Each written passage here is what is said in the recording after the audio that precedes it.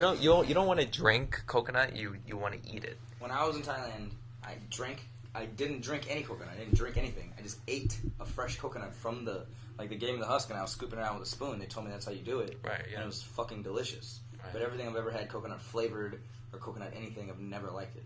Mm-hmm. Only the real actual coconut. The actual coconut I ate in Thailand. I'm sure I've had other coconut before. Like they give you coconut shavings on candy and ice cream and cookies and shit, and I don't like any of that. No, as like a dessert, it's not that great. Right. But with actual food, it can make a nice dynamic. Anyway, man. Get closer to the mic. I'm a coffee man. You're a coffee man? I just want all the ladies to know that I had sex today. Wow. That's disturbing. Okay, anyways. The Artist's Journey is brought to you by On It. Have we already started recording? Yeah, we just started. That was online? Yeah, so you just became a dick for everybody. I got you. I didn't know that we started. It's too late. I've recorded it. It's in history. Is that holy shit? You got me. Yeah, I always do that. I thought you would know by now. So anyways, the Artist's Journey podcast is brought to you by On It. Yay! And if you check our website, artistjourney.org, I try to update it as much as I can about different links and cool shit that's going on. You can check out our past podcasts, follow us on Twitter or Facebook or something. And yeah, check out our sponsors. You can just click here. You can order some Alpha Brain or some kettlebells, which Albert and we've just been grinding on that shit. It's been pretty cool. Not really. Yeah, and then you can check it out. So without further ado, let's start the show. I'm with Albert today. How's it going, everybody? Okay, one sec. Let's go.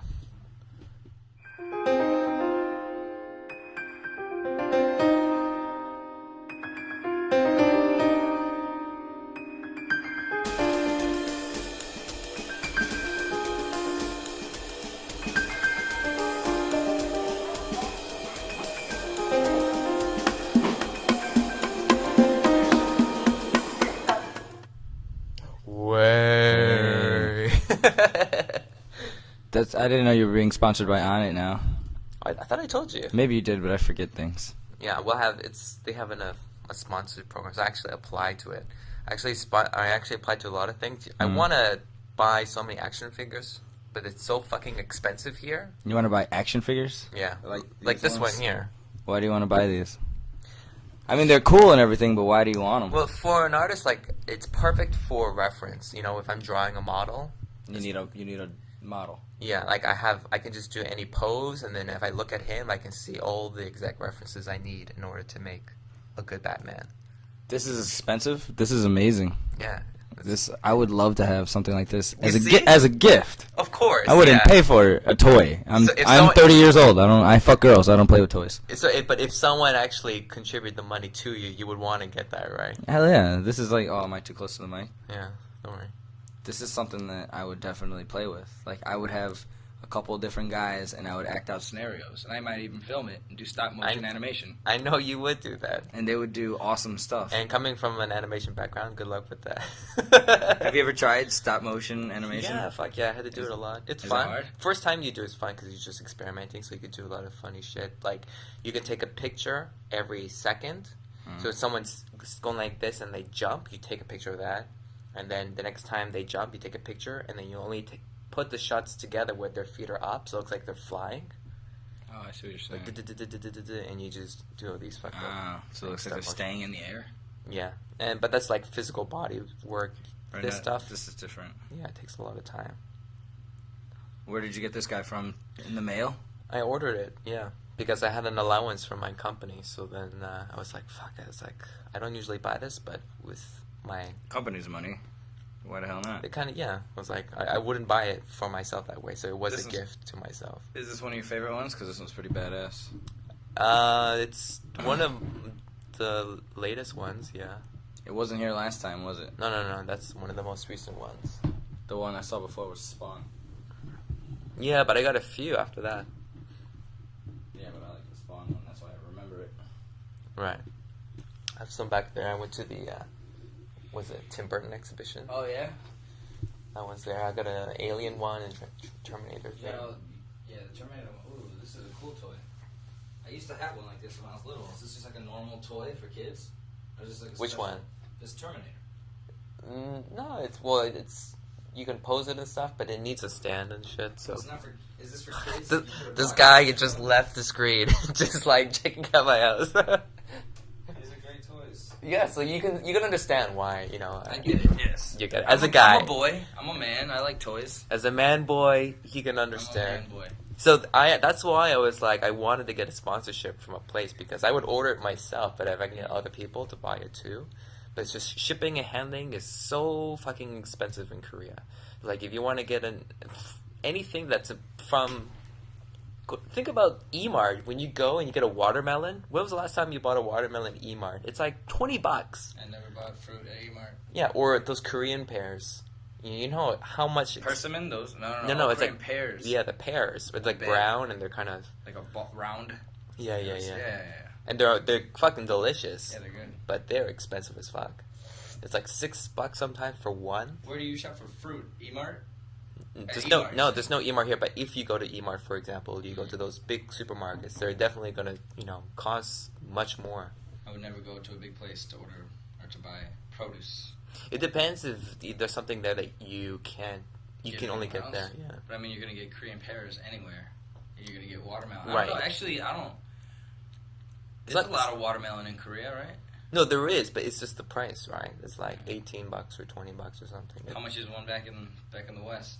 It's half that. It's like $6 or $8 Maybe like $8 for a full. like a big watermelon. Yeah, Maybe and like the $8. size is reasonable, and even the size of the apples, Should or I be oranges. trying to get into this picture? I gotta be right here. Otherwise, I'm over here and you just see half my face. Yeah, but that means people don't really care about you. They only just want to see 50% and just like, all right. Well, I come want on. to see myself. I'm a fan of me. Then I think I gotta get this out of the way then, so you don't concentrate looking at your face. No way. That's the problem. When people start looking at their face, that's when they Lose focus? lose focus, they lose momentum, right? Well, I'm not gonna actually look at my face the whole time. No, I won't even look at your face. So what's the point of the video if you don't want me to be seen? Why do we even have it? No, I want you to be seen by other people, but Oh. for myself. So how do you know if I'm being seen without that being there? You need it, right? Wait, why are we getting too meta about this? No, it's I a just- camera. It's a camera. It's looking at you, Uh-huh. and we can see what it's looking at, which is us. I'm- And then I this know is how this is camera what. works. This is, I mean, you know. Anyway, so what else were we talking about? Technology. No, I was saying I didn't know you were being sponsored by On It. Right. That's what. Yeah. This is not one long commercial, by the way. Yeah. When did you start being? Maybe two months ago. Oh, really? 2 or 3 months. I You said you applied and they accepted you. Yeah, because you have to show them what you're doing, your sign, or what you want to do, and how you can. I've been thinking a lot of that. Yeah, and I think I was like, fuck yeah, if I order stuff from them, definitely I can just might as well sponsor. You do buy it.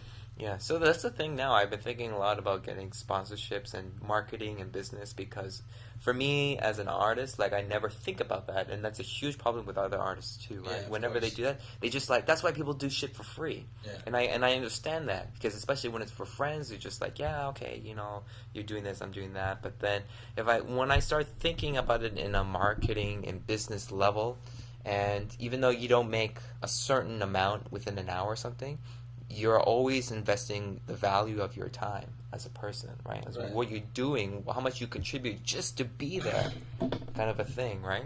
Well, don't you think like it's a double-edged sword because you can't possibly get better without practice, and you're not going to be able to perform for an audience if you're always asking for money when you're a beginner. Yeah, but you know what? It doesn't you're- cost a lot to get paid. Do you know what I It mean? doesn't say. Well, it's hard to ask people for money. And That's the thing. that's why people feel very ashamed Yeah. about that. But you really, Well, don't you think don't. that's good? Like, I think that it's good that I don't mind performing for free. It doesn't bother me. The only time I want money is when it's costing me money or if I really don't want to do it. If I want to do Yeah, it, of course. I don't. You Well, know, that's why- I like getting paid. Don't get me wrong. I like the money, but Of if I don't course, get yeah, paid, I never ask for money unless like it's offered to me or I deserve it. Right. But I don't feel I deserve money just for performing. I don't know. I don't feel like I'm that good. That's you the know? problem, though, because I mean, if you're not good, you wouldn't go up there. You wouldn't have these specific. Well, I feel like I'm good enough to do it for free. You know? That's a little bit weird, though. Don't you think? No, because if I sucked, I wouldn't do it for free. You couldn't pay me to get up there if I sucked. You know, like if I sucked, yeah, and they wouldn't pay you if you suck. Exactly. But sometimes you can be a really good like, comedian, if and you I suck. didn't think I was funny, there's nothing that would get me back on that stage. You know, no matter what, I wouldn't go back on the stage. What I if would try someone's something like, different. "I'll pay you $200 to go to back go up there and just suck dick, and people just look at you like you're a fucking idiot? Some people suck dick for cheaper or more. Yeah, but you're just starting out that way. You guys. Yeah, but you then gotta see how I much. couldn't do it. My personal convictions are telling me that Of I course. couldn't just perform something I don't want to do for money. That's what I'm saying. Of course, and that's the heart of the artist. That's the thing. Right. So, but for most artists, like you're saying, that's their problem. They don't have a business sense, or they choose to ignore it because they feel like it makes them less of an artist. No, it's very What's some people feel like it's a cop out, but I think if you go deeper into it, they just don't know, and they feel embarrassed or ashamed to ask for money. It's like it's a very embarrassing thing to talk about money with anybody. Right. Doesn't matter if you're in Korea or in the States or something. Once you work, so how do you want to work out? You know, what do you want? Like $5? Yeah, I'm sure, whatever. You know, and then if you do that, you're going to settle for a little bit less. But if you actually be smart, then you can, use your time effectively. And the thing is that this whole time, even now, I'm always thinking about all the time I put into invest shit only because I love to do it. And then the next step after that is like, how can I make money doing what I love, right? Which is the hardest thing. And then I was watching this show called Shark Tank. You ever seen Shark Tank? You were telling me about it, Yeah. but no, I didn't see it. Maybe we gotta watch one episode then, just like one clip, so Okay. you can see it together.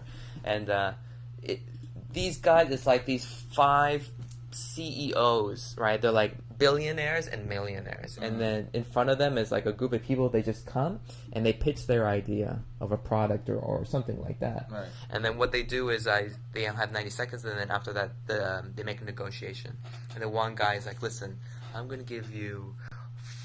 I want 40% of your shares with 10% equity, and for $10,000 up front." And I'm like, what the fuck are they talking about? I have no idea what they're talking about. But then I was listening, and I was thinking, look at the guy's reaction. I'm like, does this guy even know what he's asking him and how much he wants? And then he was like, no, okay. Well, then the other guy comes, well, maybe I want to give you 20% for 5,000 or whatever. And you're thinking like, if I was in this situation, how would I be able to handle that? Because I have no Because I don't know what sense they're at talking all. about. Yeah, and you have to understand at least some. So if you're trying to say if you're ever in the position, because you're an artist, to pitch your idea for somebody for money, but you don't know anything about business, you're going to have less of an opportunity. But it's not really about even pitching your idea. It's like when an artist makes a piece of work, they can sell it. That's what the main thing. That's Right. Right. And one problem is that many artists, they don't know how to base their work. They don't know how to put a certain number on it. And first it's like you got to do some sales where you can see how much. What is the minimum payment? I disagree. I think like most artists are like me, where they don't want to make money because it compromises your motivation to make art. If you're starting to do it for the money, then it compromises what your primary motivation is. Right, which is art. So then you're gonna make art that's based on money, not art based on what you wanted to make. It's like, oh, I have to make this because I'm getting paid for it. If I'm not getting paid, then I know I can do whatever I want. For instance, so when I'm putting on a show where I'm getting paid, and I know I got to do a good job, I'll tell different jokes than if I'm at a show where I'm not getting paid, and I can not do a good job and it's okay. Because I'm not worried about filling up that venue, I'm not worried about making that bar owner happy or whatever, Especially if the bar owner already knows that I can do a good job, the venue owner. Then I don't have to prove to them anymore. Then I can do whatever I want, and there's no money involved, so I'm not losing them any business. I'm not like driving people out. Nobody came to see me originally. I'm just putting on a show because I felt like it. Right. And then my art is different. Therefore, it is influenced. The money influences your art. And I don't want to be an artist that's being influenced by anything except for my own,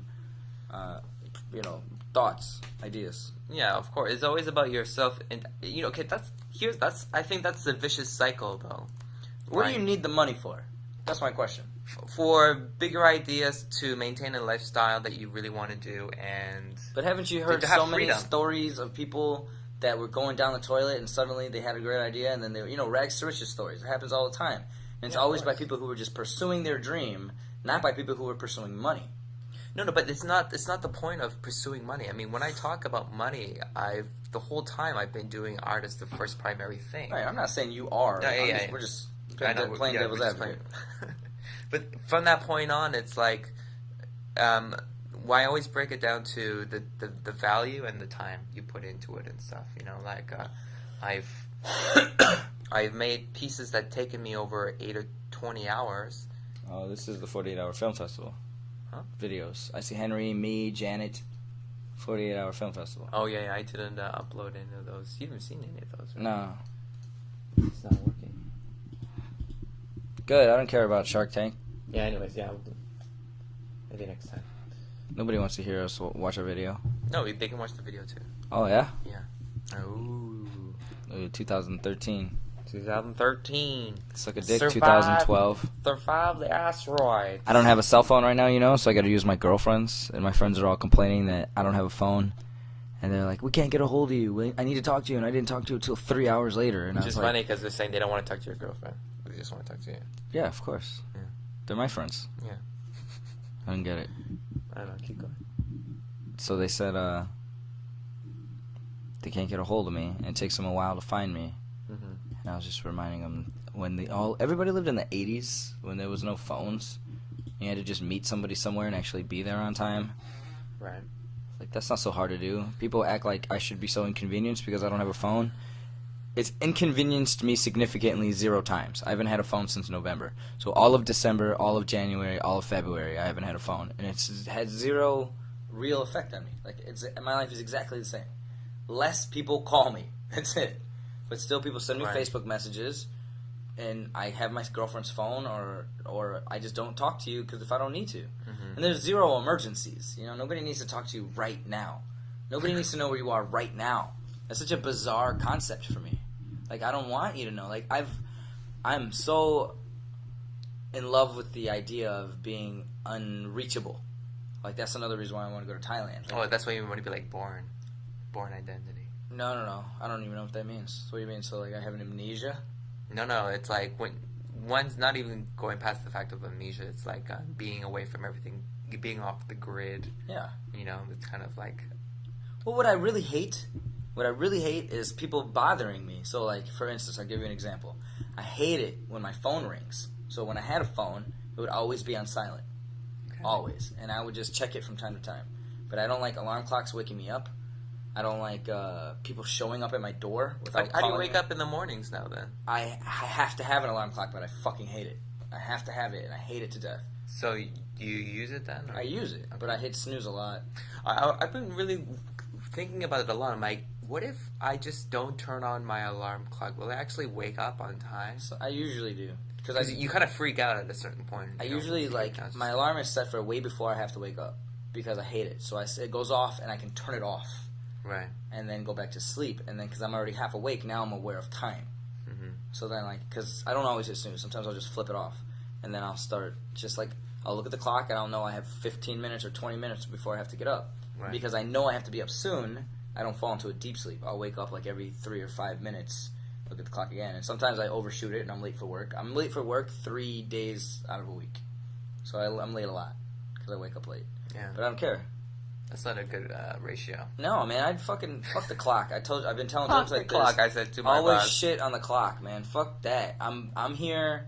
Nothing is hurt that I'm 3 minutes late. 0 things are hurt that I'm 3 minutes late. Nothing would be hurt if I was 30 minutes late. The kids don't get there for a while. And no one ever complains if you stay there 2 hours or 1 hour later. Right. Like I'm there late it doesn't matter about that. It's still just this people's obsession with time. Cause I watched this documentary about time slaves, how we're all slaves to the clock. The Europeans invented clocks to make sure their workers got there on time. Mm-hmm. And then they started doing time clocks, like where you have to put your card in and shit. Mm-hmm. It was all developed by white people to make money. And because when they brought that idea to South America, this concept of time, and because in Mexico they call them Mexicans lazy because they take siestas and shit, and they say I'll be there around this time of day. I'll be there in the morning. I'll be there in the afternoon. I'll be there at night. Mm-hmm. And then everybody with that culture was okay with that. And then we had to adopt the European culture of this minute, this second.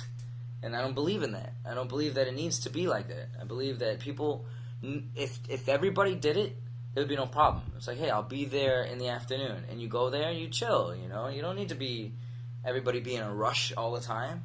Why does everybody need to be in a rush all the time? Have you seen traffic? If people just had to go somewhere and wait for a while, there'd be less traffic. I think one problem is a lot of people, they hate waiting for other people. It's because they have something else to do. Right, and If you had nothing some people else to don't do- like being they don't like being alone, kind of a thing, and they No, just people get like anal about time, and it's like it's because it's like a cultural rush where people feel like they need to do it right now. I need to do it right now. Now. Why? Just take a breath. But it's not their fault. It's institutionalized conditioning, conditioning people to feel like they need to be entertained and stimulated at all seconds of all time. And I don't like that's what I'm telling you before about influence. Like there's always some stimuli. You can't ever have a fucking moment to yourself. So that's why I'm going to the island. Clarity. Clarity comes from quietness, quieting your mind. And how can you quiet your mind when there's so much shit around you? Close your eyes, you can still hear. You close your ears, you can still feel vibrations. It's like you can't turn it off. And if you know there's meditation and shit that you can turn it off. And medication, like the kind that I like. Adderall. Not Adderall. The opposite of Adderall. NyQuil. NyQuil's cousin. Right. Yeah, that's a huge issue, right? About people, especially in Korea, obviously, which is like you get that hypersensitivity of months go by like days, and hours are basically just seconds here. You know, you just tick, tick, tick, tick, tick. And that's one of the things. You know, whenever I went back to Canada, I kind of freaked out a little bit because the pacing was so different that I literally had to kind of just like calm myself down. You know, it was really hard for me just to go back there and just relax because I'm like, fuck, like there's nothing to do. Yeah. You know, I was like freaking out. I'm like, oh, I could have been doing this or something like that. Always feeling like you need to be productive. Yeah, and I think that's where the diligence comes from Koreans anyways, right? It's because, you know, everything is so regimented and so like played out for them, you know. That's why they believe in systems. And then once you have a particular system, then you can see through a certain how can I say, distance of time in the future. That's why I have systems. That's why we have traditions, right? Traditions is basically just to make an appointment every year. Measure time, basically. Yeah, to show how much did you do. It's like a self-evaluation. That's what religion does. It's like a self-evaluation. It's like, all right, let's see, check the tallies. December 25th, you're an asshole. Okay, that's fine. You can leave. All right, you're okay. You can get something like that. You know? So then you can just see how much, you know, who's an asshole and who's not. That's c'est la vie. You can tell if you're only... Religion doesn't tell you who else is an asshole. Everybody acts like they're fucking angels when they're religious. You can tell who is... You only feel bad about yourself. Religion is so introspective. Because you're talking to an invisible God. So you're basically talking to yourself a lot. And then you realize all the things that are wrong with you. Then it makes you feel belittled. And then you're willing to follow somebody who seems confident. And all the religious people, you know, in the higher rankings, they all seem super confident. Like they have this relationship with God where they're not talking to themselves, or they're actually talking to God. But no, that motherfucker's talking to himself too. You're all talking to yourselves. You are the God. You are the one telling you. You're making a decision. When you look up in your eyes in the sky and close your eyes and think about something you want, and then an idea comes to you, that wasn't God, that was you making a choice. That's what a decision is called. But when you start thinking about, oh, I'm a sinner, then you start feeling bad about yourself in your own brain. You're telling yourself you're bad. How much conditioning is that? Right, you know, and I've been thinking a lot in terms of my drawing and how much it helped change my perceptions and how I think about stuff, and kind of helped me agree religion somehow. But I start to think and get this sensation, the awareness that consciousness is existing outside of you. So it's something that surrounds you, consciousness, right? Because the more that you think that it's inside, it's not at all. You know, the more that you look around you, everything that you're seeing is what's manifesting consciousness for you. So whenever you're drawing something, you know, you're drawing consciousness of an object or something. Yeah, gotcha. So when you see like an apple, you only see the front side. You only see it as like only this thing. But like the more you get into it, you really think about what's behind the texture, you know, the density, the texture, all that weight and shit, and you can that's really cool.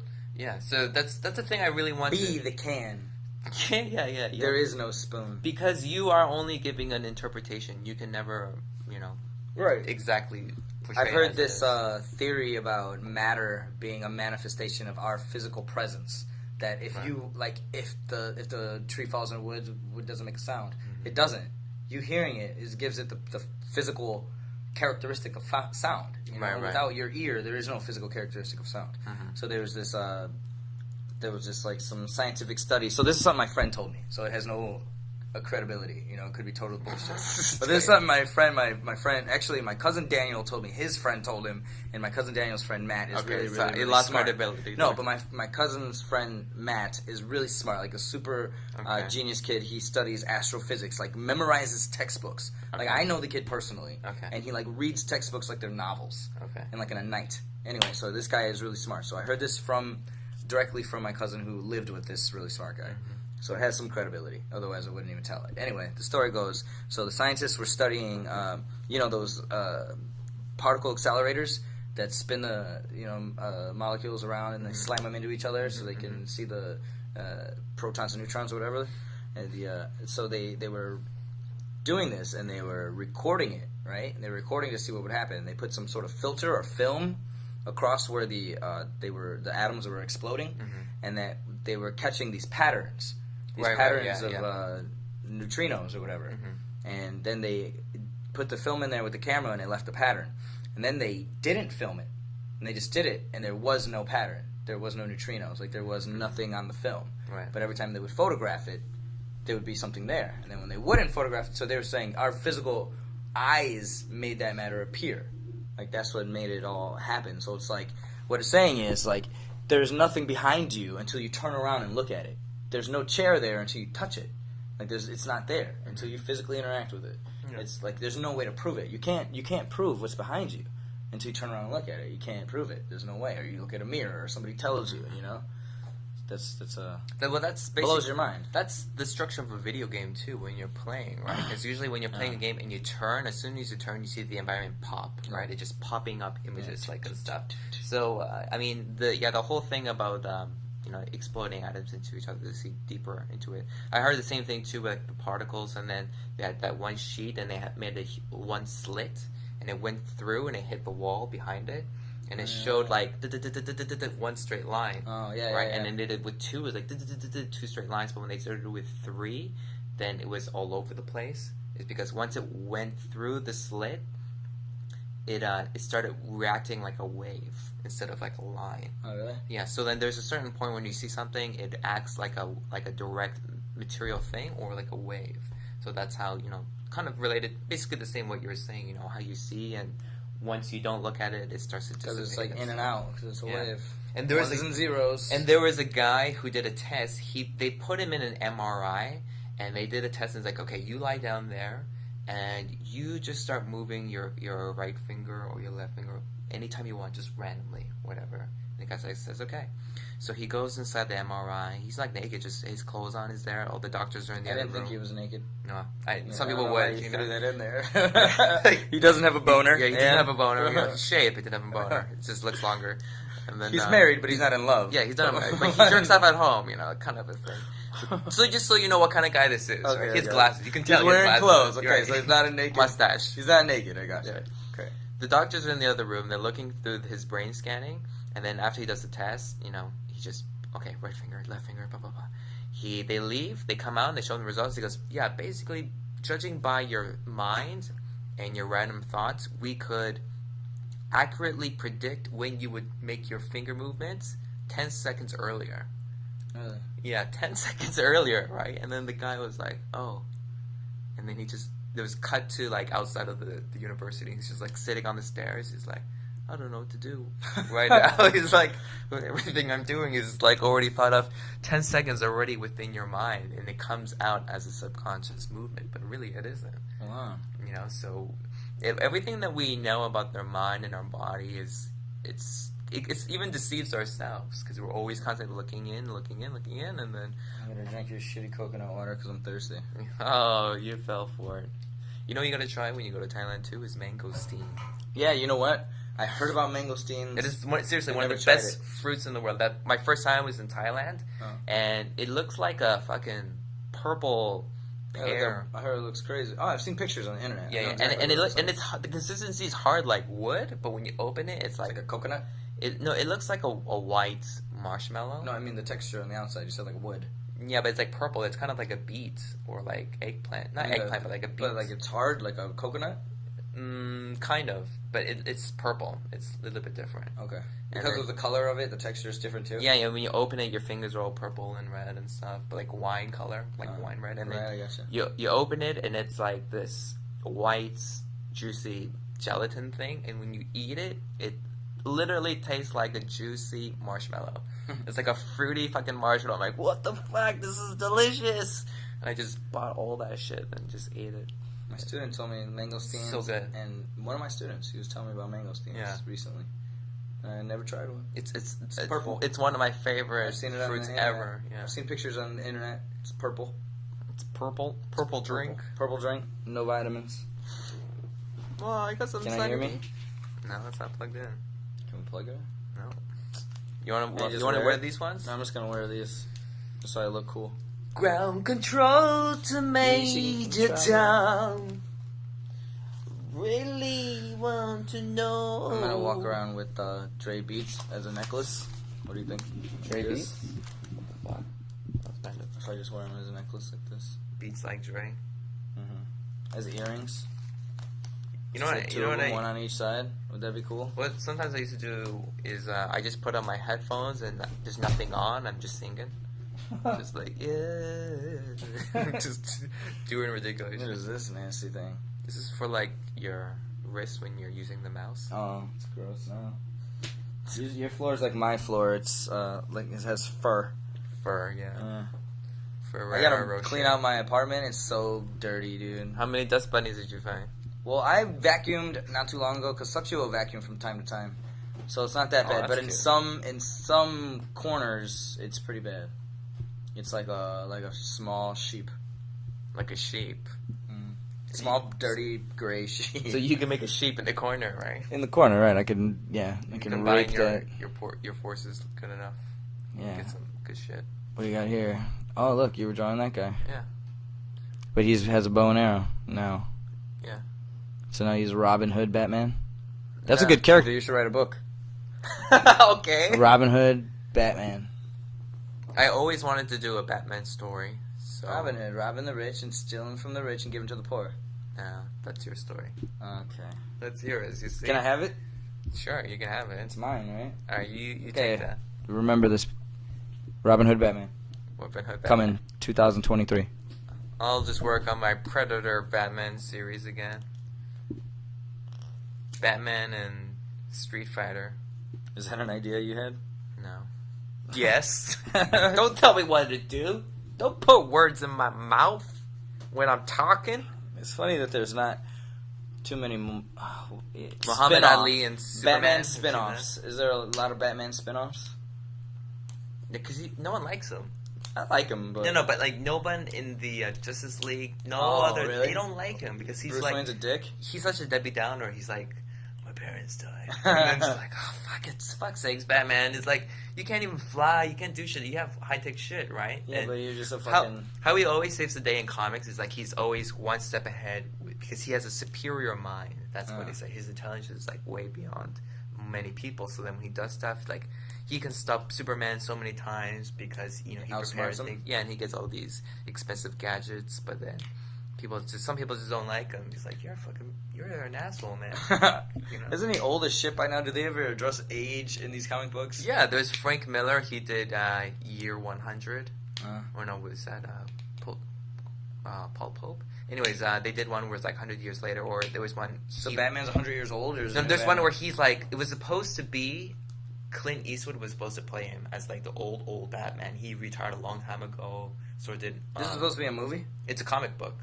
And Clint Eastwood was But yeah, Darren Aronofsky, the guy who did The Fountain, okay.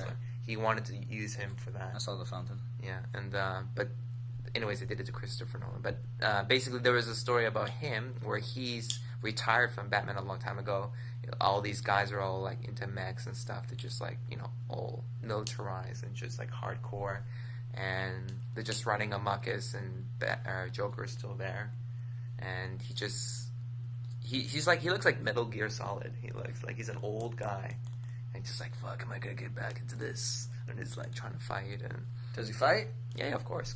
I have it here somewhere. Maybe I can show He's it. Batman again? Yeah, and he has like a Batman mobile tank. He has like a tank, and he just like shoots people up and shit. That's cool. Yeah, it was like Frank Miller style. And he's just an old grandpa. Yeah, he's just like an old I used to have man. a comic book And that was a... He has like one of those costumes looks like from Dead Space. It's just like all heavily upgraded, like futuristic, like 1980s futuristic style. Right. That's basically what it is. Space Odyssey They futuristic. just make so much lines, like so complicated. You're like, what the so fuck many is lines this? to make it look boxy and Yeah, his robotish. hand, they put like so many lines. It looks like it's a high-tech glove. Shit like that. You're just like, oh, fuck. Just add some lines. Add the lines. I had a comic book that was Old Man Wolverine.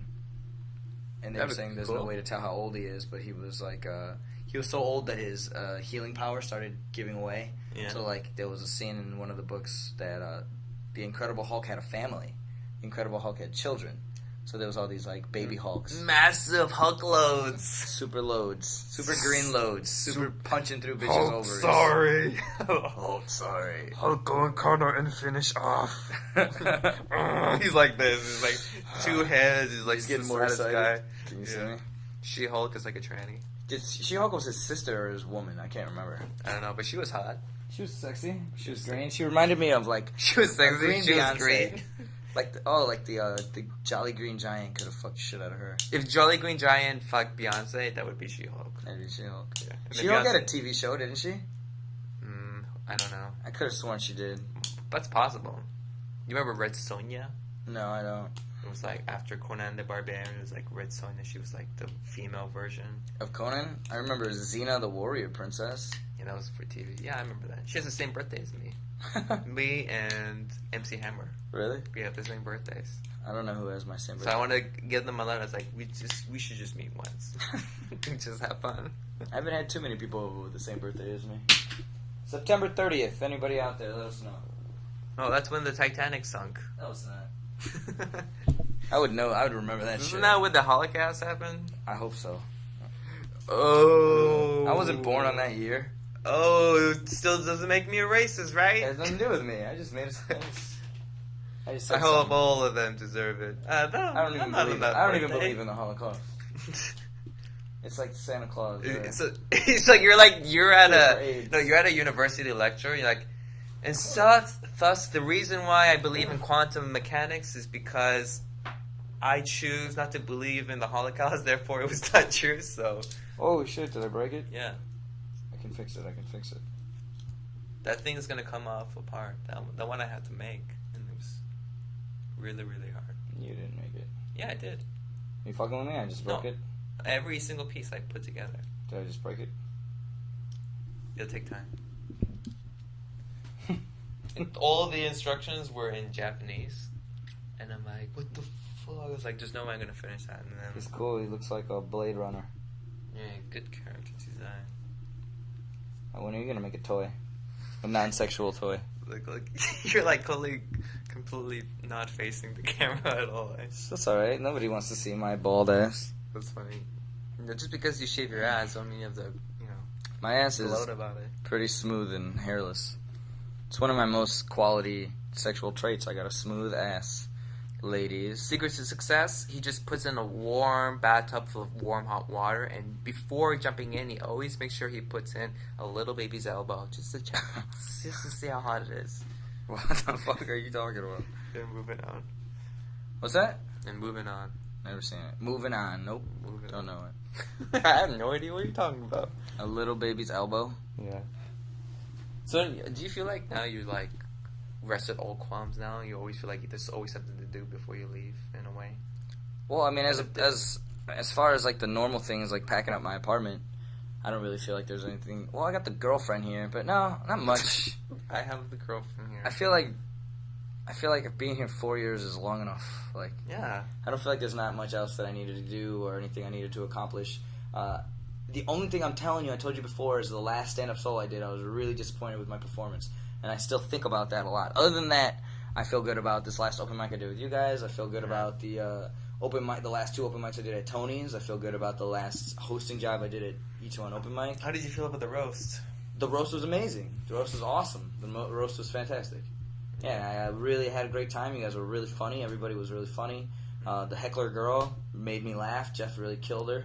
And I appreciated that. He made me laugh so hard. The sombrero was fantastic. You were laughing at her with the sombrero, which was funny.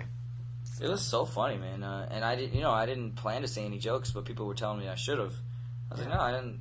I watched like 3 roasts before that, and the people being roasted never say anything. Really? Yeah. No, they usually do. Hugh Hefner didn't say anything. Charlie Sheen didn't say anything. And he was on coke. Hefner's too old. And somebody else didn't say anything. Flavor Flav went up once. He got so mad at Jeff Ross.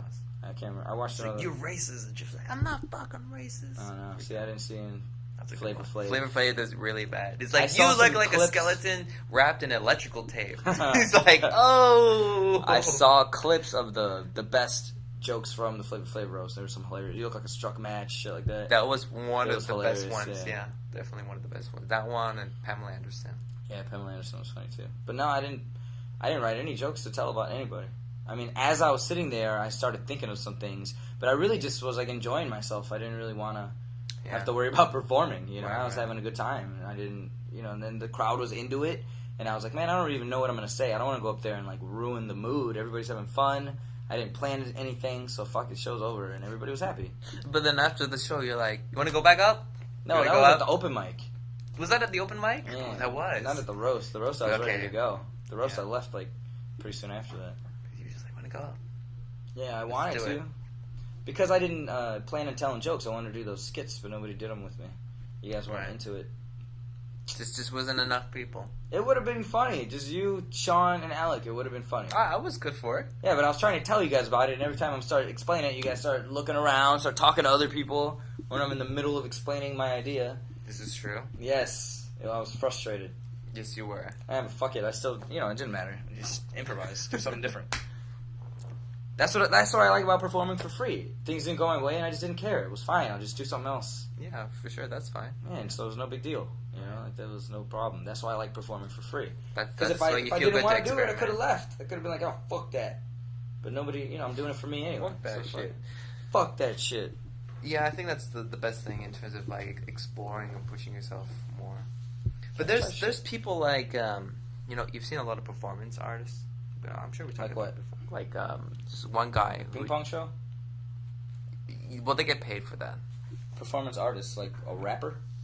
No, that's just like a MC rapper. Like performance artist, like an artist who doesn't paint or draw or anything. They use their body as a performance. Oh, and that's why they do these. Not even dancing. Sometimes they just do really weird. Fucked you were telling me about some guy in a room and you're sitting on the floor or something, feeling really uncomfortable. Yeah, you were talking about that guy.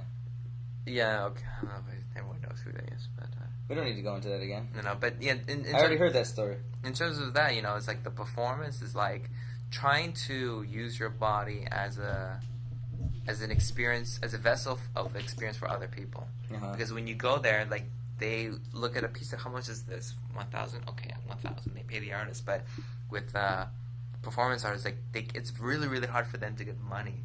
So that when they go somewhere, they'd be like, if you're really famous enough, they'd be like, okay, we'll pay you to do your performance here. But most of the time, people know how to judge the price of a performance, especially with your body. Like, this one woman called The Artist Is Here. It was an amazing documentary. And she did so many fucked up things. There was a picture I posted up where, maybe I talked about this. She was like, she was dressed in clothes, and she told the entire audience that was there, she's like, I won't move, I won't say anything, I won't do nothing for 6 hours. And I have here on this table certain objects that represents life and death or something. I have a rose, I have a feather, I have a knife, I have a gun, and I have a bullet. Something like this. You guys can do whatever you want. I'm going to stand still for 6 hours.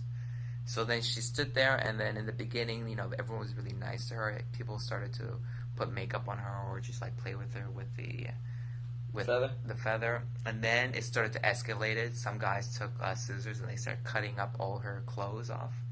she was like naked and stuff, and they started getting the knife and started cutting a little bit on her neck, and she was like bleeding and stuff. Oh shit. Yeah, they had Where the is this rose again? and the thorns in an art gallery Where? in the States. In the Like States. yeah, this is like in the 80s or 70s or Jesus something. Christ. I'll show you the video too. Go ahead. But the Yeah. rose, they did the same thing. They started like stabbing her with the thorns and stuff. One guy took the gun, put a bullet inside the gun, put it in her hand, and slowly started to squeeze the trigger with his finger on top of hers, to see if she would actually let go and release or resist or something. And at that point, the curator was like, okay, 6 hours is over, it's done. And then she just kind of stopped. She started collecting her stuff, and she was like crying, a little bit distraught. And everyone just kind of freaked out and they just ran. Everyone just fucking ran. They Wow. just left. And then she realized at that point, she goes, that was a huge test of a performance, because it really showed that the more defensive someone is, the more people will prey and attack on them. That's just like the mob mentality. The natural instinct. Yeah, natural Kill instinct off the and weak. stuff. Yeah, and it's really interesting too, because when you see these type of dynamics, it's like you go to a rock concert, you see a mosh pit. That's really interesting, because scientists, they can research about smashing of atoms and about spontaneity, why these things work and stuff like that. So for her to do something like this, it really pushes herself and a huge test towards, the entire people and stuff. And even on that one day, she immediately got like a white streak of hair Really? on her head, yeah. And the documentary I saw, she was preparing one. She was like showing all her past pieces, like all recorded and stuff. And the main thing that she was going to do was just sit in the chair with another chair opposite of her, and in the middle is the table. And she would do the same thing. Don't say anything. Don't talk. Don't move. And just stare at the person, anybody, whoever wants to, for as long as they want to. I think I saw this video before. What's his name from the? Let me see if I can find it. Did Harry Osborn look at the woman? Oh, right, yeah, James Franco. Yeah. Yeah, so... Maybe you showed it to me. Maybe I did, maybe I just... Yeah, the artist is present. Anyway, so when you see, like, people are, like, freaking out, some people are just staring at her, people are crying, or just, like, they feel it's so... weird. And... Why would you have such a strange reaction? I would appreciate the art of it, but it wouldn't... I don't think it would move me emotionally. Yeah, let's see if we can see it here.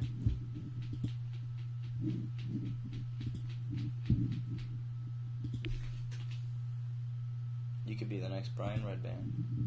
Brian Redband with no Joe Rogan. What's the point? You could take a spot. You know how to do all this stuff now. If only. That'd be amazing. He's banging prostitutes, or bringing porn stars. Yeah, there's a difference, man. Be classy.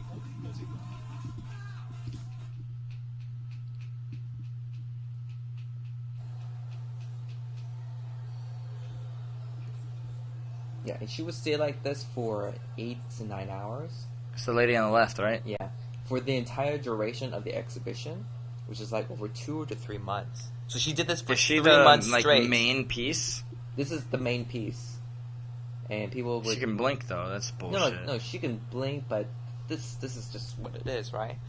And People just have staring contests with her. yeah, and they're just sitting. Can you try to make her laugh? No, you can make her laugh, but you can't touch her or anything. You just look at her, and then She's allowed to laugh. yeah, she can laugh. But She can. Yeah, Oh, that's but bullshit. but I want she a can't woman laugh. who doesn't react, like the one you told me about, where they put a gun in her hand. Well, it's the same lady. Oh, really? Yeah, it's the same lady. That was like her old pieces and stuff. There's the one with Franco here. Yeah, but yeah. Franco.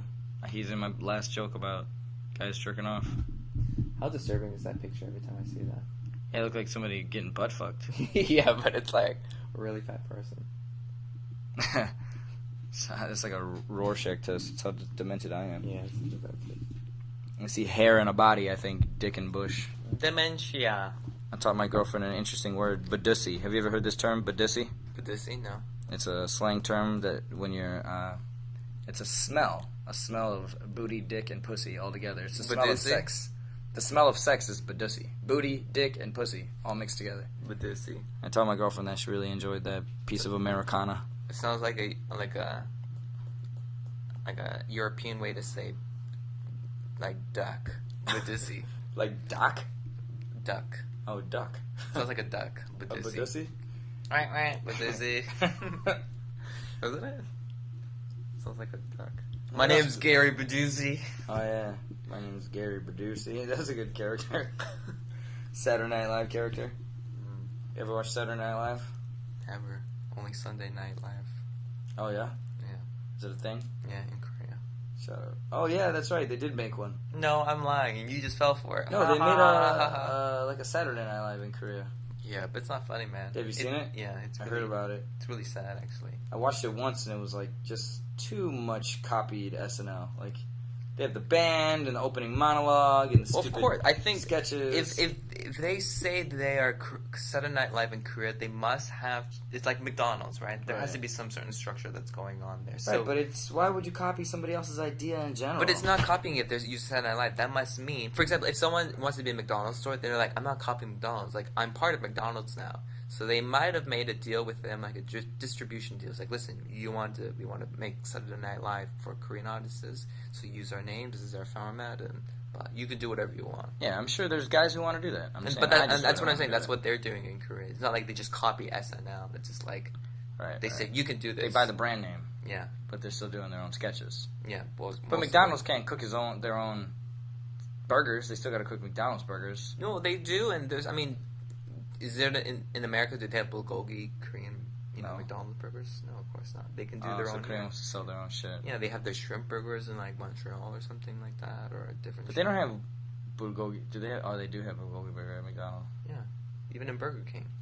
They do. Bulgogi Whopper. I'm sure you can get bulgogi in Kentucky Fried What's the difference between bulgogi and just a regular hamburger? It tastes like Korean meat. It's just I don't like it. It's the marinade they use. It's like it smells like it tastes like Korean barbecue. So it's a little sweet. But it's on a sandwich. And it's a little bit sweet. Yeah. Koreans love sweet shit. And corn and pickles. Yeah. It's weird. Just the amount of stuff that they make sweet. I guess no food is weird. I had a good idea yesterday. I went to go eat to Mr. Pizza. Yeah. And they have a really big salad bar. And I was looking around the different options of salads that they had available. And there was like potato salad and pasta salad and regular salad, fruit salad. And then there was like all these different things that you could put on your salad, like nuts and raisins and sounds like chocolate. You're selling it to me. Well, what I'm trying to tell you is like there was all these different things that you can put onto one plate and call it a salad. And I was thinking, this isn't creative. You're just fat, and you'll just eat anything. You just put it on the same plate and shove it in your fat mouth. Sure. But people are building these things and giving it a name and a title and calling themselves chefs and artists. When really it was just somebody whose food got mixed together on a plate, and they were so fat, they just ate it anyway, and they want to not feel fat, so they call it a thing. No food, all food goes together. At any level. You're making stews, you're making pizza, you're just putting food on top of each other. Right, but it's always about the dynamic. I mean, of course, everyone who's seen Ratatouille, they can say the same thing. It's like, if you think of food and each food has a certain color and shape and texture and you put it together, it tastes completely different. Like peanut butter and jelly or something, or peanut butter and banana, or peanut butter and celery or something like that. It's like the dynamic always changes like that. So for people who just order that shit, yeah, they're just fucking slobs. But for people who actually know what they're doing and stuff, they actually can figuring out the science of like the complexity of tastes into each other. Like, but don't you think if you were hungry enough, or not even if I'm not saying like you're a starving person in Serengeti, I'm not even saying that. Like just you're hungry one day, and someone offered you something that wasn't so appetizing. Wouldn't you eat it anyway just because you're hungry and you're Of course, yeah. Just because you're hungry? Right, so, if I'm hungry, like I have no choice, right? Right. If somebody serves you something you don't even like it, I'm gonna eat it anyway if I'm hungry enough. It depends how bad I don't like food too, right? But there's a really great documentary called Jiro Dreams of Sushi. And it's like this Japanese guy. He's like over 80 or 70 something, and he's like been working at the same place, perfecting sushi of all his life. And he snorts a line of wasabi. Yeah, and it's just this like, guy? No, that's like Jackass. Oh, yeah, that's Steve-O. That was Steve-O. What are you talking about? Like, I was hoping it was going to that. No, but he was like this old guy, and he talks about like the art of making food, and like one of the interesting things he said is like, in order to make delicious food, you have to eat delicious food, because from that point on, it's like going to a different trend experience that you'll never know what it's like unless you really have the best of the best. And when you go there, and after you eat something less, you're just like, that's fucking depressing. And then you're always like, how can I get that same taste, that same feeling? Well, that's why people like their mother's cooking. It's because it's unique, and you have to make it yourself. You well, can't buy your mom's cooking the mother's else. cooking. That's true, and the mother's cooking is also like that is the first cook you ever meet in your life too, right? Well, so what if it's not? If it's terrible food, you're not going to like it, no matter if it's your mom or not. Right, but and it's also the person whoever provides the food for you, at home is like the chef. No, but people who love their mom's cooking is because their mom is a good cook. Because there's people who don't like their mom's cooking. Right. Yeah. So you're saying, I'm agreeing with your original statement that when you get food, it's when you taste good food, you want good food. Right. Like that's how you know what good food is. Yeah. So if your mom's a good cook, then you want to cook.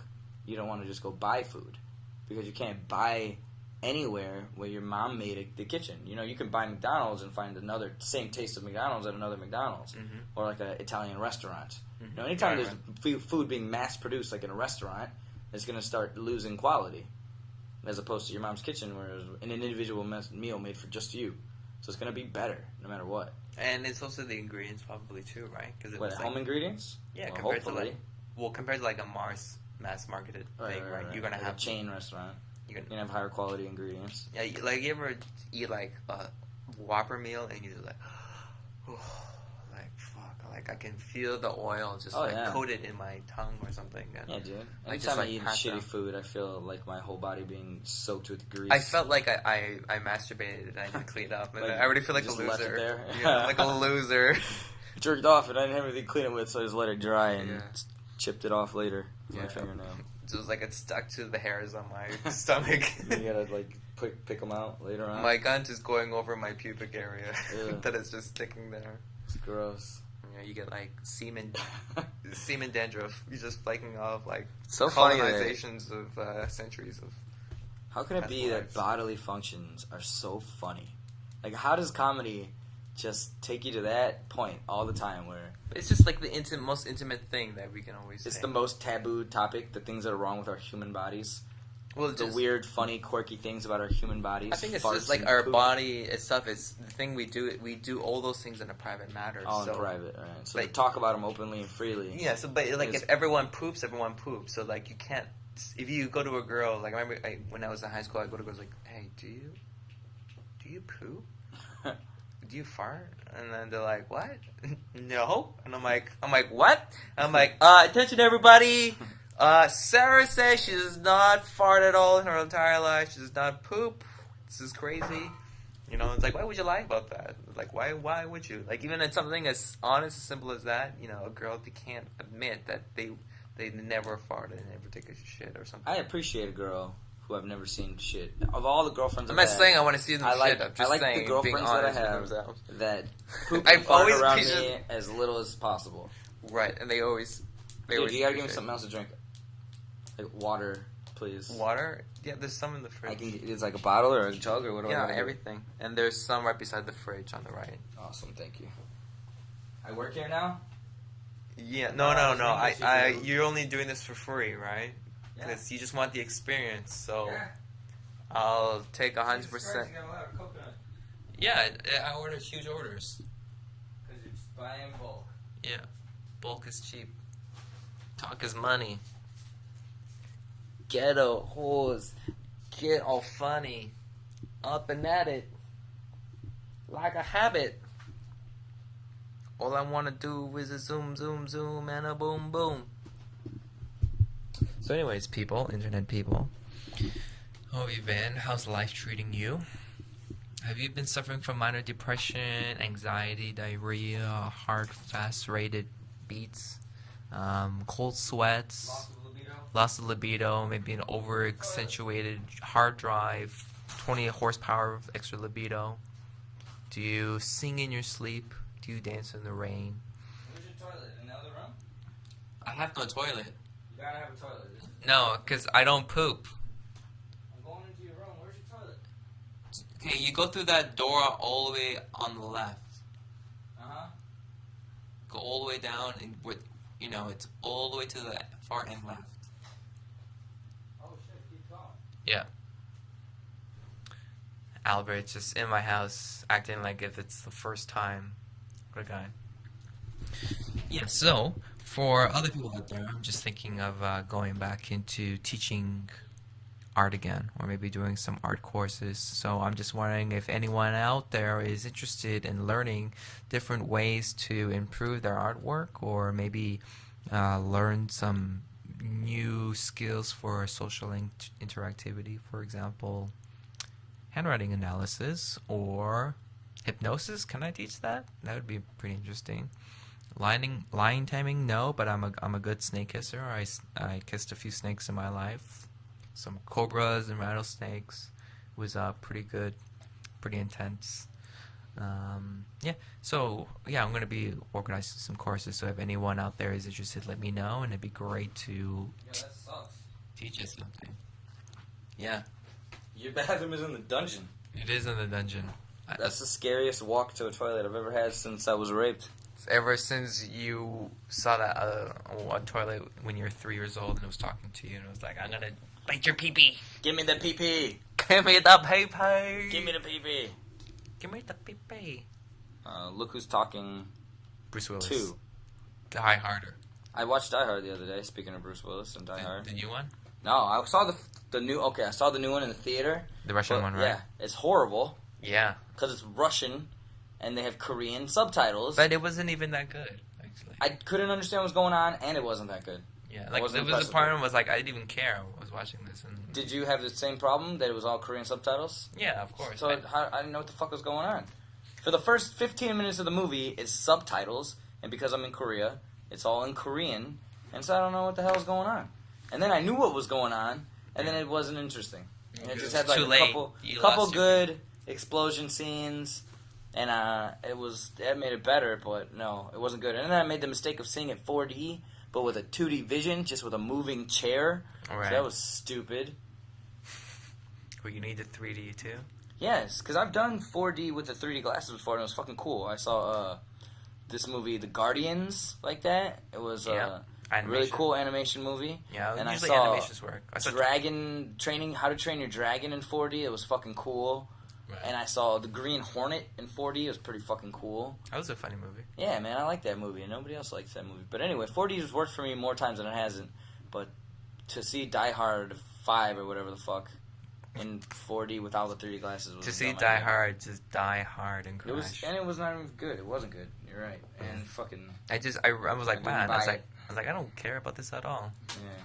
And I was watching this, I was like, I only judge movies by my rate of alertness. Once I started sleeping, I'm like, terrible Oh. movie. I've fallen asleep in very few movies, so that's when I know movies that have a horrible story. Yeah.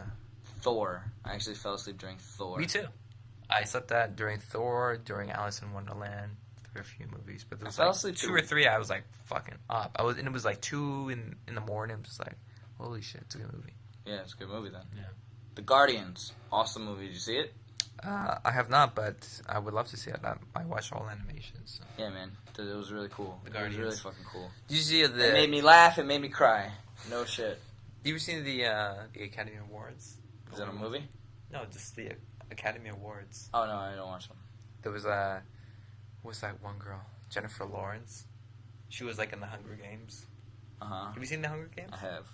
But only once, and it was a long time ago. Yeah, she's like this new quirky, geeky girl, and She was the main character? yeah, but in Yeah. real life she's very awkward and quirky and stuff. And she was going up to win her Best Actress award or something. For the Hunger Games? And for another movie, and then she was going up the steps, and she just boom, she Fell? fell. And she was like, That was awesome. and then 2 guys like Hugh Jackman, they came out to like help her up, and she's like, oh my god, that's totally gonna be a gift now. And then, anyways, I won an Oscar. It's just like, she was totally hilarious.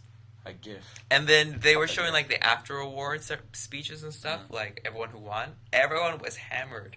Really? Yeah, like George Clooney, he was like just didn't give a shit. He was like, I don't fucking care. This is like, we're up here, we're doing shit up there with Ben Affleck and Just getting hammered together. yeah, it was Imagine being hilarious. Even super Quentin rich and Tarantino. famous and just getting wasted with a bunch of other rich famous people. Oh my god, It's got to be fun. It's How just like, surreal would that let's. Have you ever seen these things where it's like billionaires have competitions of who can spend the most money ridiculously? And Yeah, they'll have yeah. like everybody be picked up in a helicopter and taken to a restaurant across the street. And then like Eddie Murphy, who's there in a movie. Right, naked. Trading spaces. With a woman's clothes on. Trading spaces, dude, I think something like that actually might happen to me one day. In Korea? One day, no, anywhere. That's why I gotta keep traveling the world. I'm waiting to find a rich white man to give me a bunch of money. That can happen. You just gotta suck a lot of dick. I'm telling you, that's my plan. If for me, I love how you're so passionate about sucking dick. No, it's fine for me. I'm totally into it. So this is my plan. Plan A is try to be a famous comedian and make money doing comedy. If that fails for me, plan B is find a rich white man and suck his dick until he gives me $1 million. Until he gives you $1 million. That's like going to a gas station. Like, oh, how much is gas today? $4 a gallon. Come on. You're like, I'm just gonna get $10. Only $10 today. I can't afford 20. I just need to go from point A to point B. You just do what you got. I got a card. I owe you one later. You know, that's not. That's fine. That's fine. That's fine. Okay. That's fine. Yes, I'm okay with this idea. I'm telling you that there is a rich white man out there waiting to give me money. I know it. I'll tell you why. Because there's no rich Mexicans? Well, yeah, obviously. There's no Mexican rich enough to give money away. There's plenty of white guys. Have a guy suck his dick. Well, you're right. There is plenty of millionaire white guys. There's who would like tons. To get I've met quite a few older white men who pay me for my company non-sexually. Just not even like in a physical sense of here's money, here it is. It's not that. It's like, come hang out with me. Oh, I'm busy. Oh, come on, I'll pay for it. I'll pay for the drinks. I'll pay for the this. I'll get you here. I'll do that. Like, I would never do that for fucking anybody. Ever. Unless it's my brother or family member. Right. And it's always rich white guys. Always. Because rich white guys pay for friends. That's how they do it. So they feel like hanging out with you tonight. They're going to pay you to get there. Because they know every man has their price. They're used to it. Their whole life has already functioned that way. Where anything they want, they just offer an amount that they know somebody's not going to say no to. Make you an offer you can't refuse. So what? You want like a bromance, or you want an actual I just sugar want daddy? I want some old man to just want me around enough to give me money.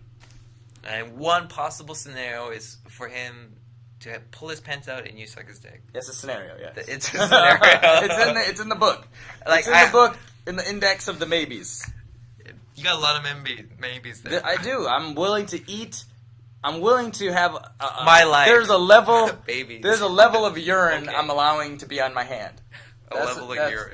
There's an acceptable level of urine to be on my hands before I'll wash my hands in the bathroom after taking a piss. This is true. There's an acceptable level. After a certain amount, of course, I'm going to wash my hands. And if I take a shit, of course, I'm going to wash my hands. But when it comes to taking a piss, if there's an acceptable level before I'm taking the time to soap and wash my hands and dry them off and then have semi-wet hands and all that uncomfortableness. I have a watch that gets wet. I have a ring that gets soap in it and I can't get it out. It's a pain in my ass. So sometimes I take a piss and 9 times out of 10, I don't get any piss on my hands when I piss. 9 times out of 10. Because what he does is he just cups his balls and he puts that on top of his dick. So then he doesn't have to drip on top of his dick, just at least on his balls. No, that's not true. He'll go under the underwear. I 2 hands up and I just pull it out the hole and I just let it go. And I'm like, dollar bills, yo. I let it rip and it's all because then it don't pee on my hands. And I shake it like this to get the remaining drops everywhere. Off. It could get on my pants. It's fine as long as it's not on my hands, right, ladies? I have a new cure for that. Instead of going like this, you should jump up and down. So left and right. Me and my friend were talking today about anytime a woman's seen you naked, you have to do the helicopter with your penis. Oh, right. And, like, the helicopter. Whip it around or at least make it slap. Practice. You ever seen the movie Kids? Oh, yeah. And the black dude's slapping his dick. You can just hear it. They can't show it. You just hear it. When I saw that, I was real young. I saw Kids when I was like 12 years old. It looks like a documentary, too. Oh, yeah. Actually, because it's titled Kids. My sister and I, my older sister, were up late watching HBO one night. HBO. And on the little feeder channel that tells you what's on every other channel. Right. It said Kids on HBO. So we checked it out. And it was fucking horrifying. It was like trauma-inducing. Like it caused me some traumatic... To see that amount of truth at that age... You know, you're not expecting it. They set it up like normally, and then they got this guy fucking a virgin. Then they got them doing a bunch of drugs. At the end, they all got AIDS. It's like, holy shit, like scares you straight. Like, and you're like, I know that place. Yeah. 12-year-olds should see that shit. Just scare you straight. You have a BB, you been playing with the guns? I shot my girlfriend. Did you shoot her? It's not working. Which one? Both of them. Let me see. You don't know how to do it. The airs are coming out. You don't know how to do it.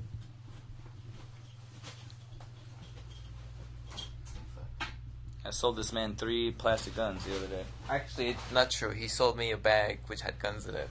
I sold him a bag. Because like, I don't want the guns without a bag. It's like, I'll buy you a bag. This one's not working either? Yeah, that was not working.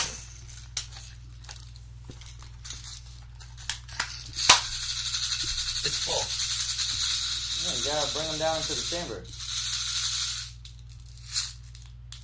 What about this one, though? That one works the same way too. So you gotta like pull this thing back, you pull it back, and then you shake them down into there. And then see, now they're all loaded. Okay, that's good.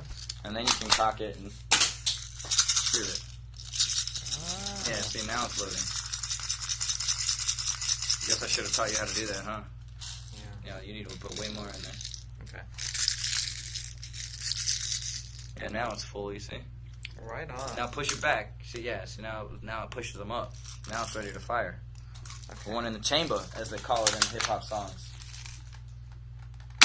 Ow! Did it hit you in the head?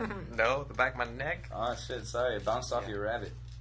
Well, Did it we're hurt? no, I'm just joking. Anyways, So, yeah, they work. You just don't know how to use them. thank you. I appreciate that. I'm here to help, buddy. I'm here to help. Is this legal? Dude, you know how much fun I've had with those toy guns with grown men in Korea? Oh, Korean ajishis? No. White friends from one from Oh, the Canada, rich one ones? from no. Those white friends. There's nobody giving me money in Korea. That does not answer my question at all. If anything, it makes me worry. Because I'm like, is this legal? Like, dude, do you know how many times I've been white guys fucking around with I'm it? sure it's legal. There's nothing illegal about shooting people with plastic bullets. It should be illegal, but it's not. They sell it to kids. I remember I taught a kid a private lesson before, and he shot me in the face with one of these, and it hurt like a motherfucker, and I picked him up by his neck and threw him on the bed, and I was teaching in his room. And then I took off his clothes and I fucking raped him. No, that's what you would have done. Me not being a pedophile, homosexual. But what if he was white and he was rich? But he's not giving me anything. I'm not But raping he was a like, kid you for gotta my teach pleasure. me. You gotta do my homework. Yeah, If you do I'm my not homework- making enough to rape a kid. If they paid Yeah, me the enough. story's going nowhere. Okay, keep going with that though. The real story. The real story was I choke slammed him. Okay. And then he went and told his mom, and I told his mom that he shot me in the face with a gun, and she just like, oh, okay, go study some more. Go back and sit down and study. Like, this fucking kid. That level of spoiled bratness is unacceptable. Unacceptable. If I was a kid and I shot an adult in the face, my mom would murder me. So Of guess course. what? I would have done that. Right. Never. No, it's not even in your mind. No, I would never disrespect an adult because my mom might kill me. Did I ever get in trouble in school? No, because my mom might kill me. My mom threatened to death, and I believed her. That's how all parents should be. Yes. Believable homicide. My mom told me, I will kill you and go to jail happy. And I believed her. She had conviction in her eyes. Yeah, my mom would always used to get like a tangerine and show it in front of my face, and you just crush it, and everything would be spilling down her hands. She'd be like, "Imagine what I can do to your face." Just like, yes, so true. Scary moms. Scary Latina mom. mommies. They're scary. You don't want to fuck with me. My mom don't go fuck. My mom is gangster. Is she? Yes, I have seen my mom do some gangster It's because shit. of the sons, right? No, she's just gangster. She has nothing to do with us. She taught us. She's way more gangster than I am. My mom is crazy gangster. Really? Yes. One time, I've had a couple of my mom's gangster stories.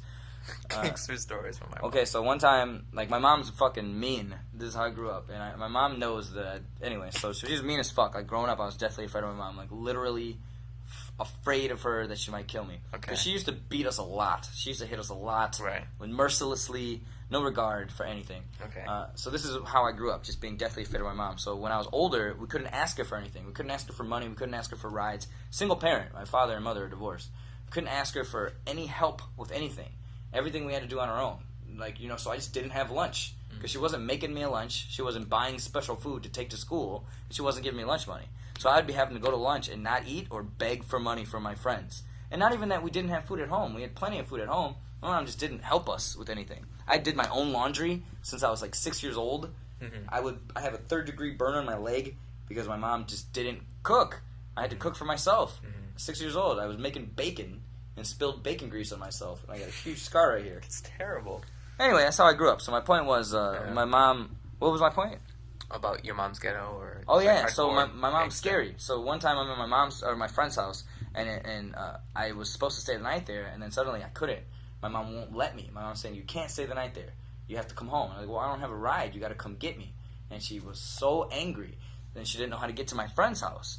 So she got to a corner where I could see her, and I'm waving to her like, Mom, I'm over here, and she didn't know how to get over there, so she put the truck into four-wheel drive and just drove through everybody's lawn, like 7 houses down a block, and just drove through everybody's lawn. Wow. Into my friend's front lawn, and I just had to get in, and we just four-wheel drived out of there, just over everybody's grass, and all their lawn ornaments, and all their little fucking decorations and shit, bushes, little trees. Right. Fucking just floored over all of She them. was just angry, like she was She sober. was just so angry. Yeah, totally sober. She was just angry that she had to come pick me up. Another time, my mom, like when we were younger, me and my brother were walking home from the candy store, and these 4 black girls jumped us, beat us up, and took our candy. I was Really? Yeah.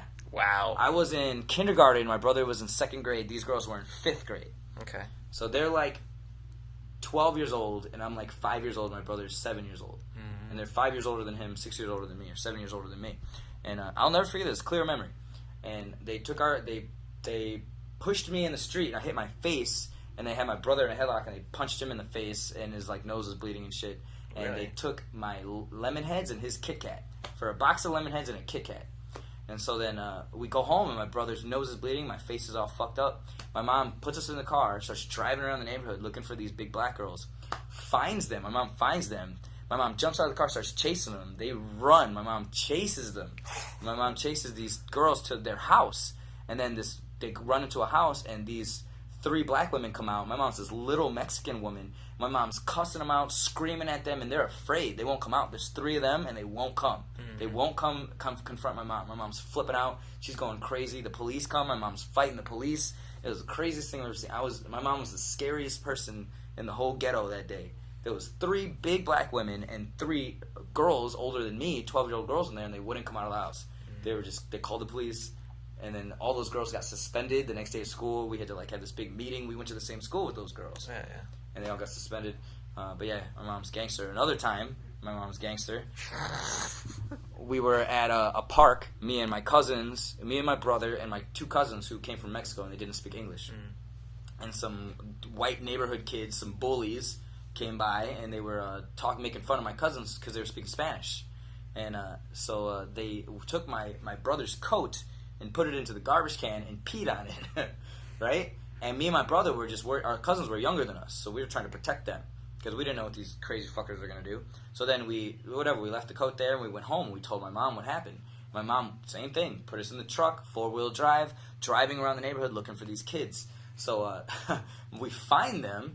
She always finds them. She always finds them, and she doesn't even stop the truck, like ghost rides it onto a curb. She jumps out and these kids are on bikes, and they're driving their bikes. My mom is on foot and sprints and catches one of the kids, throws him off his bike, picks his bike up in the air and throws it in the street, cussing at him, don't ever fuck with my kids again, don't ever come around my kids again, blah, blah, blah. And these kids are running away. They're talking like 5 teenage boys running away from my little Mexican mom. My mom's fucking gangster. Wow. Gangster shit. So many stories, dude. I have a lot more stories in there about my mom being super scary. Super scary. But how are things with you and your mom now? Terrible. Like, I don't ever talk to her. I don't ever talk to her. Like it can never like get better from all Well, those I have when you're a young. level of respect for my mom because she raised 3 kids in a ghetto by herself, went to school, worked Right. full time by herself. So I know why she was always stressed out, but she definitely took that stress out on us.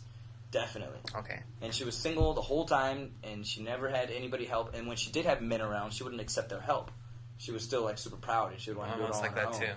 too. And she was always like stressed, and she just like now she's trying to move to Argentina. She wants to start over and have a new. And I hope she goes and does it. Supposedly she's going. Like supposedly she's sent half her shit there already. She has family in Argentina? No, she's got a boyfriend that she's been dating not even that long. Like I don't know, since I've been gone, I guess, so like 4 years. Because it's been a while now. Oh. I forget. I can't believe how long I've been here. It feels like not that long. So that was like the I last... don't know the dude. That's Okay. pretty much what it is. So she's been with him for a while, and they're gonna move to Argentina. And I was like, good, go. She lives in the same place for like the last 20 years. Mm-hmm. she's been teaching English for like 23 years or something like that. Or teaching Spanish, teaching Spanish in high school. She's a Spanish teacher. Spanish teacher, yeah. Oh, maybe that's And why. so she speaks fluent Spanish. She can move wherever she wants in South America, but who knows? Yeah, but no, me and my mom have a very like conversational relationship. Like I can talk with my mom for hours, and I don't ever have any problem with her really, except for she can never ever tell me what to do ever. Doesn't hurt anymore when she hits you. Oh, that happened when I was like 13. Yeah, there was that one moment where she like hits you, and you're like looking down, and you're like, oh. I remember this, dude. Exactly. She looked at you like. One time, my mom was hitting me, and I was just like, exactly that moment of like, holy shit, I don't feel anything. And she got really mad, and she punched me, and it still didn't hurt. Yeah. And I was like, you just swelled up. Yeah. I remember she was punching me, and it still didn't hurt. So I was just like, oh. Then I knew I could do whatever I want. And then she's just like, finally like the frying pan. You're like, okay, all right, it hurts. You just like, calm back down again. Luckily, like I said, my mom was crazy, so my older brother and older sister moved out early on. Really? Early on, yeah. My brother was kicked out when he was like 18, and my sister was kicked out when she was like 16. Like my mom has a strict rule, like if you don't follow her rules in the house, you got to get out. And so my brother got kicked out because he like went out one night and he didn't come home. And he didn't tell my mom where he was. He's 18 years old. He was like home from college or something like that. Mm-hmm. And he came home late, and all his shit was out on the lawn. My sister was bad. Since then, he didn't go back. No, my mom said he can't. He can't. My mom told us, once you move out, you can't come back. It's not an option for you anymore. I left home when I was 18 to go to college, and I've never lived with my parents since, with my mom since. Because I know that I can't. I know that my mom doesn't want me there. And my sister lived there for a while when she had a baby, but only like a year. And not that long, because my mom like doesn't want us to. She wants to be. She doesn't want to help us. She wants to be on her own. And so it's like, but that's fine. You know, that's like made me the person I am, the independent person I am, knowing that I don't have a safety net. If my shit goes wrong in my life, I'm homeless, or I gotta like live with somewhere that's not home. You know, so or make my own home. And so it's it's made me be willing to take chances, because anything's better than going back home. When I am at home, I feel very unwelcomed. I feel like I'm in the way. I feel uncomfortable. So Which is a terrible feeling too. Yeah, it is to be feeling uncomfortable in your own house.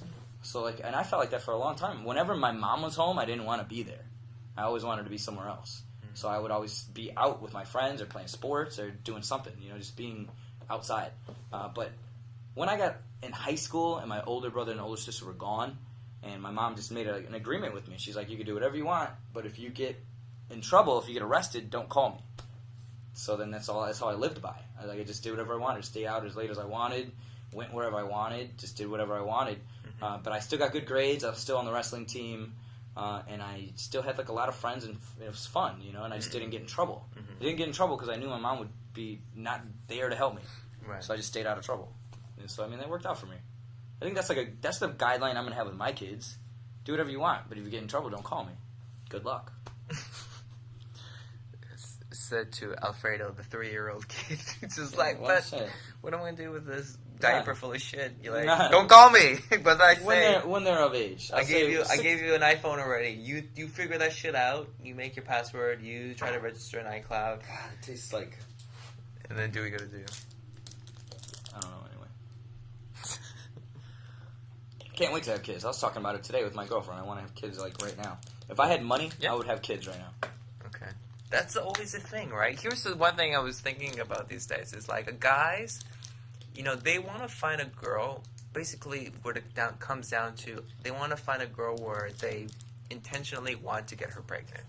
Oh, yeah. Which is like a really simple thing, just in terms of clear cut of what that means, but it's really, really hard to do. Find a girl that you want to get pregnant intentionally? Yeah.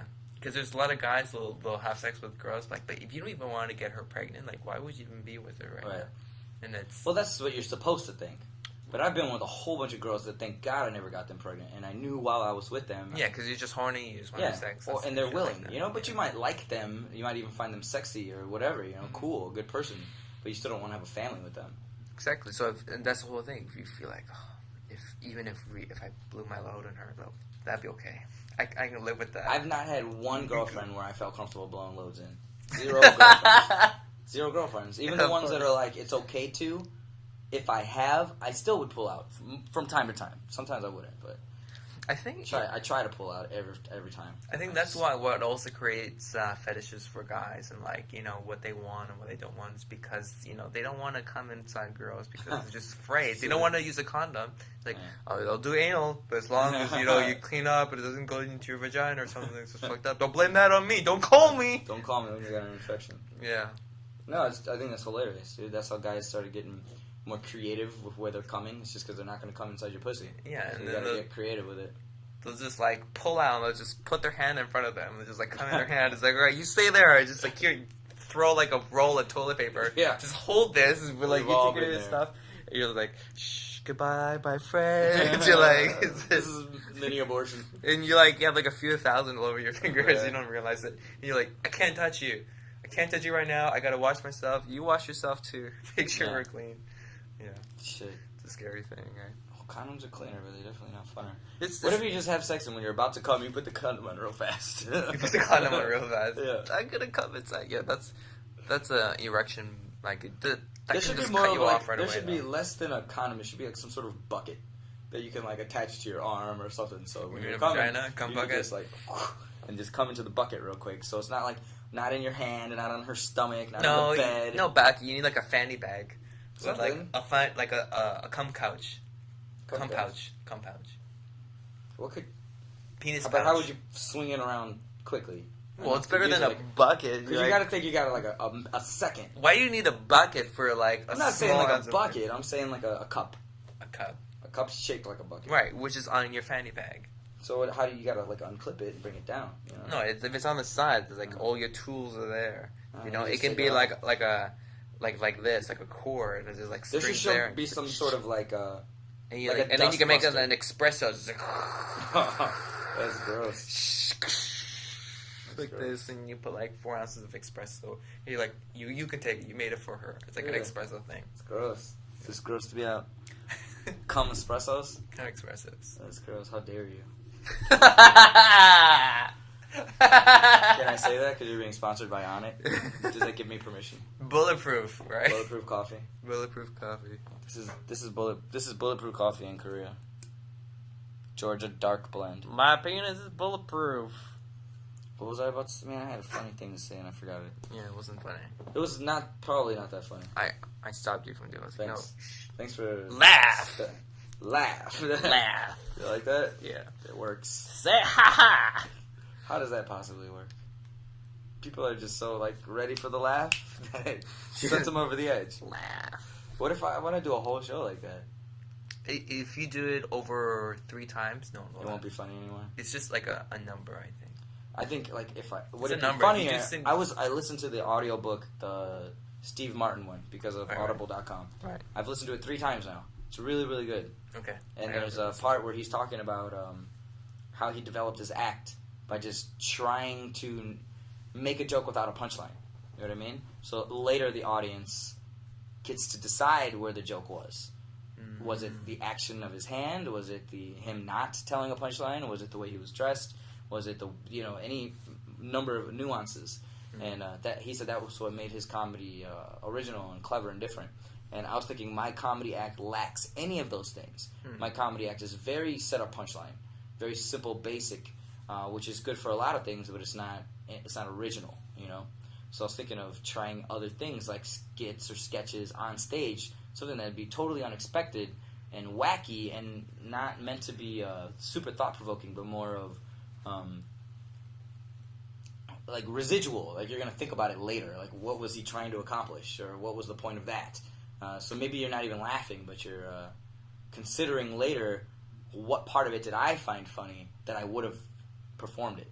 Especially if you're like a headliner or like an act that is being advertised. Like, this is somebody to see. Mm-hmm. People like this guy. Then I do something really weird. People are going to be like, what the fuck was that? Is it me? You know, then it's like the king Dave has no Chappelle. clothes. Why you got to be like that? Dave Chappelle, like what? Well, like after he came out of retirement, he went to like comedy shows and he just did nothing. He'd just be there for like 1 hour, 2 hours, and they would be like, boo! He didn't perform? He was just like not doing anything. He was just like, blah, blah, blah, blah, just talking. Oh no, but I don't want to do nothing. I want to do like skits or like fucking So do you say find laugh, so laugh, laugh. I understand why you're talking about skits, but does that mean like you're just trying to change your style now? Just No, I want to add things to it. Not So change if you anything. did a skit, you would do it again and again, right? Basically. If it worked, I mean, like a Right. joke. It'd be like Right. a joke. If it's good, I'll keep it. If it's not good, it's getting chucked or, renovated.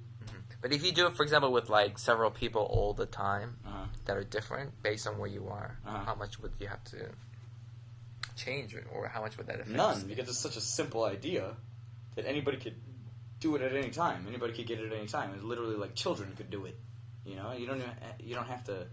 Based on the structure that I'm considering, it would all be simple, like what you saw before, like the belt and the fucking the soldier one and the larging machine. Like you don't need any. Nobody needs to have talent to pull off those little stunts. Like it just needs to be somebody just needs to be there to follow my lead.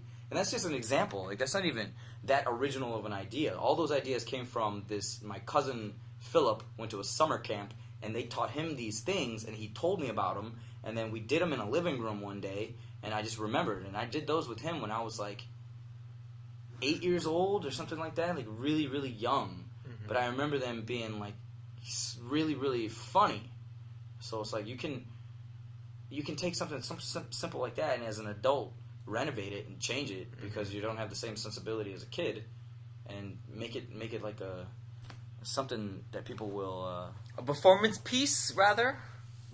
just as part of something else, not as the main act, not that come see these skits. It's more see a stand-up comedy act where you find a way to transition into this skit and where you bring somebody on stage, because that's not being done. Who else is doing that? Who else is doing a bit that includes bringing people on stage for 10 seconds or whatever of you get 7 minutes on stage. So if you have it set up where you bring people and they do a little bit with you, then you send them back off and you still have 5 minutes left. That doesn't take more than 2 minutes, and then you still can do like the rest of your stand-up.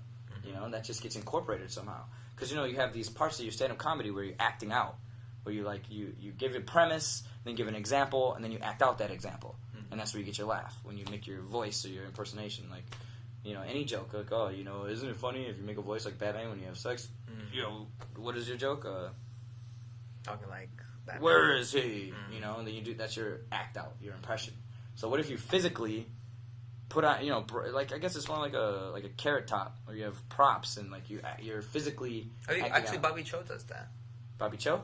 Bobby Lee, sorry. Bobby Lee brings out That's it. props and costumes and shit. No, like he has people that go on stage. And then Oh, he'll really? do I've never seen him do that. And then he'll end up kind of just like take off his clothes. He's just wearing like tighty whities, and he's just like he looks like a big infant, like his body structure. His body's tight. No, I've never seen him do that. Yeah, there's some clips on it. It's pretty funny. So he's been doing this recently then? Because I used to watch Bobby For a Lee while. clips, and I never seen him bring anybody on stage. Yeah, there's a few that are up there. Huh. Well, It's so kinda the like- idea has been done before, so that means it's not a terrible idea. Bobby Lee's pretty funny. I would love to see him in Korea. Yeah, if he'd be interested in coming out here. Yeah, I'm sure if you talk with him. Well, he's friends with Danny Cho, and Danny Cho's been out here 3 times. And They should come together. I don't, you would think he would bring it up. Danny Cho doesn't bring it up, so we don't bring it up. But actually, That's hard to say. it's hard to say because whenever we bring over a Kyopo comedian like Danny Cho, only Kyopos come out to see him. And although Kyopos are spending money, they're going to buy tickets, they're not going to come to the next show where Danny Cho isn't. So we don't really... Because he has a focus on fan that. base. Yeah, he has a fan base, exactly. People Bobby are not- Lee, but more people to come, I think. Absolutely. But those people are coming to see Bobby Lee, not to see... that's fine, because we'll make money at the show, but we're not going to keep many residuals out of that. So it's almost like we would rather focus on the kind of comedy that, the kind of comedian that we think will please all audiences, as opposed to just a Kyopo audience. Right. And that's why, bring in the white guy. Bring in the white guy! Who would you like to see that you in Korea? Bill Burr. Right, And he's Bill Burr. Bill Burr. Joe Rogan. Joe Rogan. Amazing. I would love to see Duncan Trussell perform, because I like Duncan Trussell. I always like Ari wondered Shaffir. about his work. I like Coco Joey Diaz. Coco Joe Diaz. What the fuck? Man, there's What a the lot fuck, of Joe Rogan? Cyan Mudson. There's a lot of comedians that I would like to see out here, but on the top of my list is Bill Burr. I would love to see Jimmy Carr. Jimmy Carr is funny. Yeah, Jimmy Carr is really funny. I was watching his heckler videos the other day. Super fucking funny. Yeah, he's just so posh. And Yeah, everything man, but he does. he's like a machine gun, dude. He has jokes on deck. He has jokes in the chamber, just ready to come out. He loves it. Yeah, I love so it. He's fast. I love that too. He is very entertaining to watch. He's like a magician. You ever seen him like BBC, just like UK shows, like panel shows and stuff? They're just like their TV shows are so much better. I watch it all the time at work. Oh really? Yeah, and it's just he has one called 8 out of 10 Cats, and it's like 2 teams, and they talk about the daily news or what's happening. What's the percentage? Like 15% of people said they would have sex with a monkey, yes or no, or something. And then they talk about it, and then whoever gets the most points wins. But everyone is so funny. Like they have the head leaders for each team, and Jimmy Carr's hosting. And How many missed calls do I have? hilarious. Oh, you have a phone. It's Sukji's phone. Okay. Well, it's kind of Shit, dude, I got a bunch of missed calls. Ah, shit, I gotta go. All right.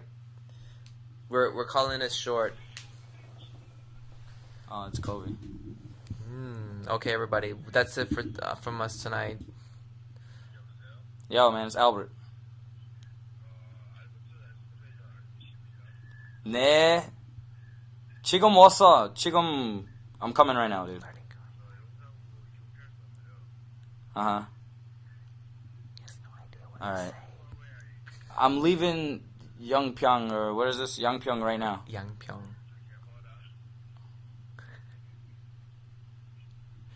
He looks like a helpless little baby. Hey, I'm leaving Wilfred's right now. I didn't realize it was 11:45 already. I'm coming now. No, I said I'm coming right now. Are we witnessing a fight online? Okay, anyway, so, thank you guys for tuning in and whatnot. Albert, I'm gonna miss you, bro. It's been a pleasure. Yeah. You know, always a fun time, and I listen to these later and be like, I can't believe I said that shit. And sometimes I'm like, why did I say that? I don't even know. Yeah, we about said that a lot topic. of things that I don't remember a lot, so it's Well, mostly it's like me, you know, having like expert opinion on shit that I have no idea what I'm talking about, and me just saying like, yeah, I know this is that. we need expert opinions and different ideas, right? Otherwise, You know, if you say it confidently enough, you are an expert. and you shake your dick just hard enough, people will believe in you. Remember, you guys, Okay, believe in your dreams. believe in your dreams, and there's an acceptable amount of urine on your hands at all times. Yes.